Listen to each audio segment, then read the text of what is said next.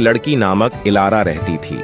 गांव को उसकी अद्भुत दृश्य सौंदर्य के लिए जाना जाता था, जहां हमेशा फूल खिले रहते थे और जड़े हुए सड़कों पर चलने वाली साफ पानी की नदियां बहती थीं।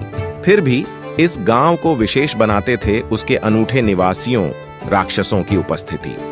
इलारा, जिनकी पत्थरी आंखें और बहते हुए भूरे बाल थे, उनमें रह गई थी इन राक्षसों के बीच। ये राक्षस नहीं थे जो लोक कथाओं के अनुसार कठिनाइयों में डूबे रहते थे, बल्कि ये शांत जीव थे जो गांव के शांतिपूर्ण वातावरण में आराम पा चुके थे। इलारा का सबसे करीबी साथी आजरिएल था, जिनके पास काले पंख और उसकी आंखों में कई युगों का ज्ञान था। वह अक्सर उसे उनकी दुनिया की किस्से सुनाते और उनके जादू के रहस्यों की शिक्षा देते। सालों के साथ इलारा और राक्षसों ने एक टूटने वाला बंधन बनाया।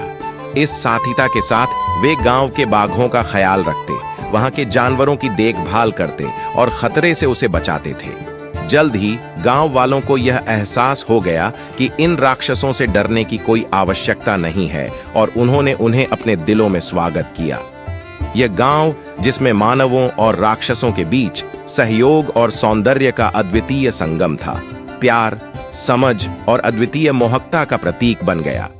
इलारा, जो राक्षसों के साथ रहती थी, ने अपने गांव को प्रेम, समझ और अपूर्ण जादू का संदूक चुप्पी में बदल दिया था। Send a message.